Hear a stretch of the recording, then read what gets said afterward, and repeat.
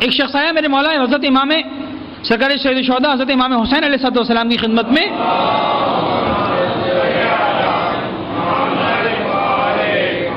اور آ کر کہنے لگا کہ فرزند رسول دیکھیے عجیب تھے، اور میں سمجھتا ہوں کہ واقعی یہ حسین ہی ہے کہ جس کے بعد اس طرح کے لوگ بھی بڑے آسانی کے ساتھ آتے ہیں اور بڑے آسانی کے ساتھ اپنے دل کی بات امام کی خدمت میں پیش کر دیتے ہیں. اتنا رحیم، اتنا کریم، اتنا مہربان مولا ہے. آ کر کہنے لگا مولا میں گناہ کرنا چاہتا ہوں. حضرت غور فرمائیے کیا جرأت ہے سرکار سید الشہداء کے سامنے خدمت میں آ کر بڑی جسارت، یعنی جسارت تو خیر نہیں لیکن بہرحال بڑی جرأت کے ساتھ، ہمت کے، یعنی میرا خیال ہے کہ ہمت چاہیے ایسی بات کرنے کے لیے کہ مولا میں گناہ کرنا چاہتا ہوں، مجھے گناہ کا راستہ بتائیے، مجھے بتائیے کہ میں کیسے گناہ کر سکتا ہوں. امام نے کہا اچھا، امام نے بہرحال آنے والے کبھی کسی کو بھی امام نے خالی ہاتھ تو نہیں لوٹایا. یعنی ایک شاعر نے بڑا اچھے انداز سے کہا تھا کہ حسین کی کرم نوازی کا حال یہ ہے کہ اس نے یزید کو بھی خالی ہاتھ نہیں لوٹایا. اس نے کہا تھا کہ یا ہاتھ دے دو یا سر دے دو. حسین نے کہا تجھے خالی ہاتھ نہیں بھیجوں گا، ہاتھ نہیں دے سکتا نہیں دوں گا، سر دے سکتا ہوں دے دوں گا. یہ عجیب ہے حسین کی سخاوت، حسین کی کرامت. خالی ہاتھ نہیں بھیجا. کہنے لگا کہ بھائی تو گناہ کرنا چاہتے، کہا ٹھیک ہے ایک کام کرتے ہیں، یہ کام کر لے پھر گناہ کرنا شروع کر دیں. امام منع نہیں کرتے ہیں، لیکچر نہیں دیتے ہیں، لمبی چوڑی مجلس نہیں پڑھتے ہیں. ارے گناہ کرے گا جہنم میں جائے گا، مار کھائے گا، آگ میں جائے گا، قبر کے عذاب پہ پھنسا جائے گا. حالانکہ سب کچھ حقیقت ہے، کوئی مذاق نہیں اس کے اندر، ساری باتیں حقیقت ہیں. اور امام نے ان تمام حقائق کی طرف توجہ دلائی بڑے خوبصورت انداز سے. امام نے گناہ کرنا چاہتے کوئی بات نہیں، ایک کام کر لے پھر گناہ کر. کہنے لگا مولا اچھا یہ شاید دیکھیے سوال کرنے کے لیے آتا ہے تو بہرحال دو چار جواب تو وہ خود بھی سوچ کر آیا ہوتا ہے کہ مجھے کیا سامنے سے ملے گا. یعنی بعض اوقات ہم نے دیکھا ہے مومن نے دوسرے سے اشارہ کرتے دیکھو ابھی مولانا کو تپاتا ہوں جا کے، وہ ایسا سوال پوچھوں گا مولانا ایسا غصے ہونے والے، دیکھو کیسا مزہ آئے گا. ہمیں خیر اب تو میں آہستہ آہستہ اندازہ ہو گیا، ہم بھی اتنے اس فیلڈ میں جو پرانے ہو گئے کہ ہمیں سمجھ میں آتا ہے کہ کون چھیڑنے کے لیے آئے کون پوچھنے کے لیے آئے. لیکن خیر امام کی خدمت میں آئے تو سوچ سمجھ کے آیا ہوگا کہ امام کچھ نہ کچھ ڈانٹنے والے ہیں. امام نے کچھ بھی نہیں کہا. امام نے کہا ٹھیک ہے ایک کام کر لے پھر گناہ کر. ارے سرٹیفکیٹ مل گیا، ایک قربانی دینی ہے اور بس امام گناہ کرنے کی پرمیشن دے رہے ہیں. کہا کیا کام کر لوں مولا؟ کہا بھائی ایک کام کر، اللہ کی زمین پر رہنا چھوڑ دے، پھر جتنے گناہ کرنا ہے کرنا. کتنے میٹھے انداز میں امام نے توجہ دلائی. تبصرۃ وذکریٰ لکل عبد منیب. آنکھیں کھولو، تذکر اپنے آپ میں ذہن میں زندہ کرو باتوں کو، حقائق کو. امام نے کہا بھائی خدا کی زمین پر رہنا چھوڑ دے. یعنی کوئی امام نے بتایا کہ بھائی زمین پر اس کی رہنا اور جس کی جگہ پہ رہنا اسی کے احکام کی خلاف ورزی. کہنے لگا مولا یہ تو نہیں ہو سکتا. امام نے کہا اچھا ایک اور کام کر لے. 5 آپشن دی امام نے. عجیب بات ہے، واقعی عجیب ہے. 5 الگ الگ آپشن دی. امام نے کہا اچھا دوسرا آپشن استعمال کر اور پھر گناہ کر. کہنے لگا کیا کروں؟ کہنے لگا زمین پہ اس کی رہنا اور گناہ کرنا ہے، کم از کم اتنا کر اس کا کھانا چھوڑ دے، روٹی اس کی مت کھا.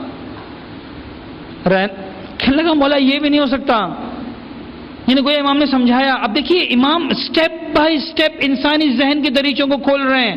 تبصرۃ وذکریٰ لکل عبد منیب. گویا امام ایک کے بعد ایک لیول وائز دکھلا رہے ہیں انسان کو. دیکھیے کہ کھانا چھوڑ دیں، کمالا نہیں ہو سکتا. یعنی امام نے کہا دیکھ رہنا بھی اسی کی جگہ پر، کھانا بھی اسی کا، اور کھلم کھلا احکام کی خلاف ورزی بھی اس کی. اچھا تیسرا آپشن استعمال کر، ایک اور کام کر لے، وہ کام کر لے پھر گناہ کر. کہنا مولا اب کیا کروں؟ کہ دیکھ رہے اس کی جگہ پہ رہے، کھا اس کا رہا ہے، اب کم از کم اتنا کر جب تو گناہ کر تو ایسی جگہ چلا جا کم از کم تو یہ دیکھے تو نہیں. Last option. بچہ بھی یہی کرتا ہے، رہتا باپ کے گھر میں، کھاتا باپ کا ہے، سگریٹ پینے کے لیے کونے میں چلا جاتا ہے. خیر آج کل کے بچے بھی اتنے تمیز والے نہیں رہے، اور ماں باپ کا جو احترام تھا وہ الحمدللہ آہستہ آہستہ ہمارے معاشرے سے رخصت ہوتا چلا گیا. اور اس میں ماں باپ کا زیادہ قصور اپنا احترام رخصت کروانے میں.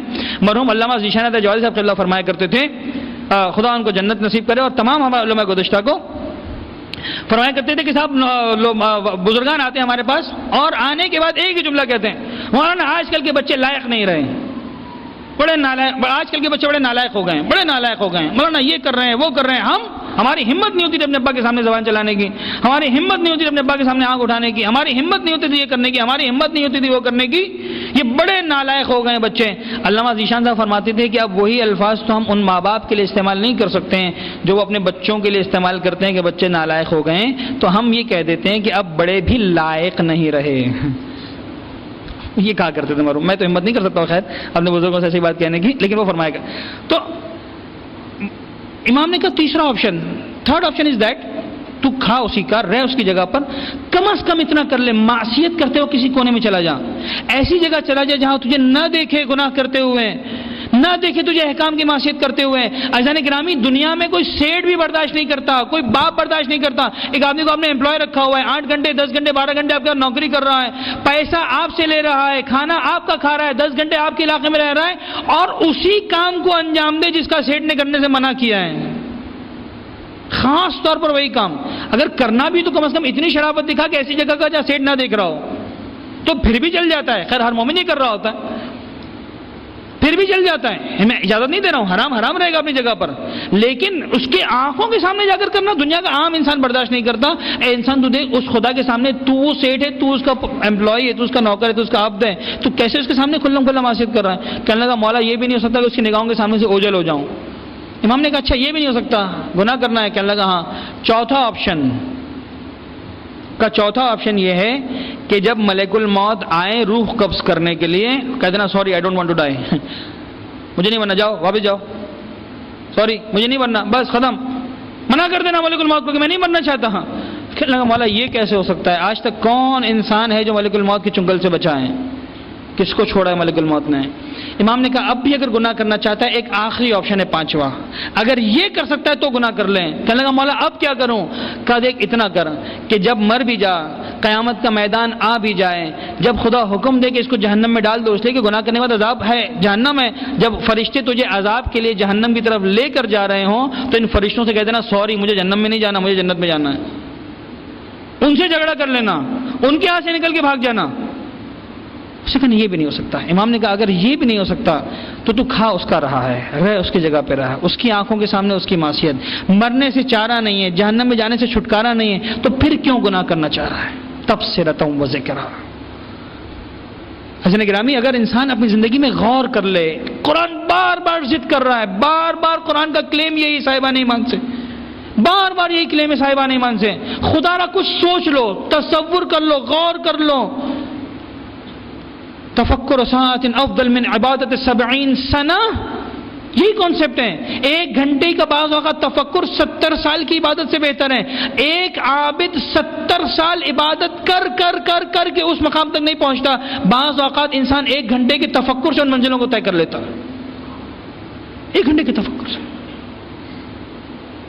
یعنی زن گرامی، بس ایک جملہ، اور میں ذکر مصائب پر آ جاؤں، صرف ایک جملہ، 1 گھنٹے کے تفکر سے، اور کی مثال ہمارے سامنے ہے۔ یعنی صدیوں کا سفر اگر لمحوں میں طے کرنا ہے تو اس کی مثال